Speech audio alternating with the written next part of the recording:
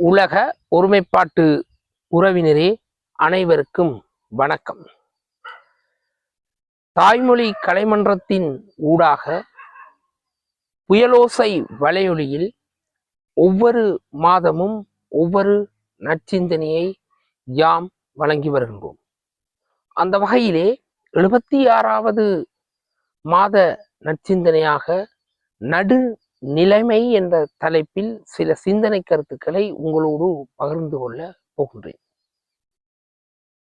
இன்றைய உலகத்திலே இந்த நடுநிலைமை என்பது இல்லாமல் போயிருக்கின்றது. இன்று உலக பொதுமறையாக திகழ்கின்ற திருக்குறளிலே சொல்லப்பட்டிருக்கின்றது, நடுநிலையே சிறந்த அறம்.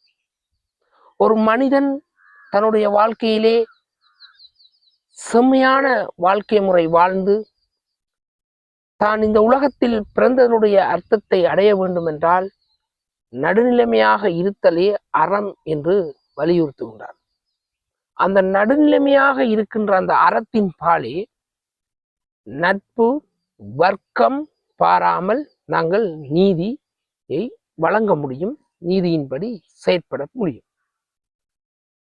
தகுதி என ஒன்று நன்று பகுதியால் பாட்பட்டு ஒழுகப் பெறின்.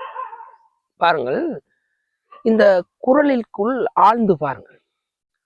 தகுதி என ஒன்று நன்றே பகுதியால், அதாவது இந்த உலகத்திலே கல்வி கற்றவனாக இருந்தாலும் சரி, பணக்காரனாக இருந்தாலும் சரி, கல்வி கற்காதவனாக இருந்தாலும் சரி, ஏழையாக இருந்தாலும் சரி, அவனுக்கு உண்மையான தகுதி அறம் என்று சொல்லப்படுவது நடுநிலைமை தவறாமை. இன்று கல்வி சமூகத்தில், மருத்துவ சமூகத்தில், கலை சமூகத்தில், அரசியல் சமூகத்தில், அரசியல் கலாச்சாரத்தில் எவ்வளவோ அறத்துக்கு புறம்பான பிறழ்வுகள் நடைபெறுகின்றன. இவற்றுக்கெல்லாம் காரணம் இந்த நடுநிலைமை இன்மையே. ஆகவே ஒரு மனிதனுக்கு சிறந்த அறம் என்று சொல்லப்படுகின்றது அந்த நடுநிலைமை. அவ்வாறு அந்த நடுநிலைமை என்று சொல்லப்படுகின்ற அந்த அறத்தின்படி செயற்பட்டால் அந்த மனிதன் நட்பு வர்க்கம் பாராமல் தன்னுடைய வாழ்க்கையிலே நீதியை வழங்குவான், நீதிபடி செயற்படுவான். இன்றைய காலப்பகுதியில் அவ்வாறான மனிதர்கள் வாழ்வது குறைவு.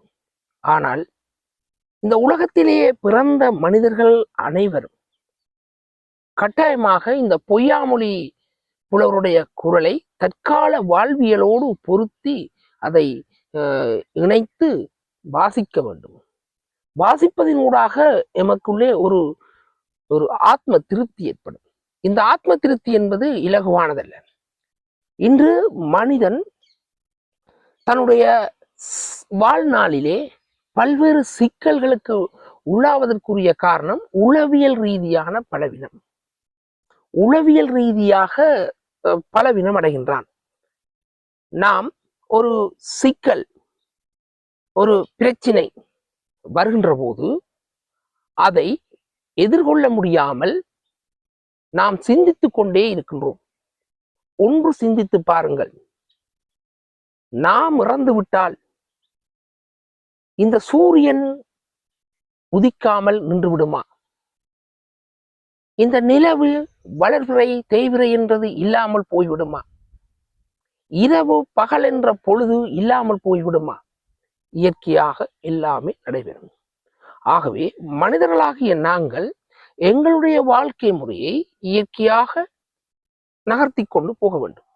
அதிலே இன்பம் வரும், துன்பம் வரும், மேடு வரும், பள்ளம் வரும், உயர்வு வரும், தாழ்வு வரும். இதே போன்றுதான் இந்த இரவும் பகலும். ஆகவே இந்த உலகம் எவ்வாறு இயற்கையான கிரகங்கள் அடிப்படையில் இயங்கிக் கொண்டிருக்கின்றதோ அவ்வாறே எங்களுடைய வாழ்க்கை முறையும் நடுநிலைமை அடிப்படையிலே உளவியல் ரீதியான பாதிப்பு இல்லாத வகையிலே அமைத்துக் கொள்ள வேண்டும். அவ்வாறு அமைத்து கொண்டால் எங்களுடைய வாழ்க்கையிலே வெற்றி கிடைக்கும். அதாவது நாங்கள் வாழ்ந்ததனுடைய அர்த்தத்தை பெற்றுக்கொள்வோம். எத்தனை கோடீஸ்வரர்கள், எத்தனை கல்வியலாளர்கள், எத்தனை பெரிய தத்துவவியலாளர்கள், எத்தனை பெரிய அரசியல்வாதிகள், எத்தனை பெரிய மகான்கள் எல்லோருமே இறந்து போயிருக்கின்றார்கள். ஆனால் அவர்கள் எல்லோரும் நடுநிலைமை தவறாமல் வரலாற்றிலே நாயகர்களாக இருக்கிறார்களா என்றால் கேள்விக்குறிதான். குறிப்பிட்ட வகையிலே ஒருவர் இருவரை குறிப்பிட்டுக் கொள்ளலாம். இன்றைய நிலையிலும் அதுதான் உலகத்திலே தங்களுடைய ஆணவத்தின் அடிப்படையில். இன்று பாருங்கள், பெரிய பெரிய பதவிகளிலே இருப்பார்கள், கல்வி கற்றிருப்பார்கள். ஆனால் ஒரு மனிதனை இன்னும் ஒரு மனிதன் மதிக்கின்ற தன்மை கிடையாது.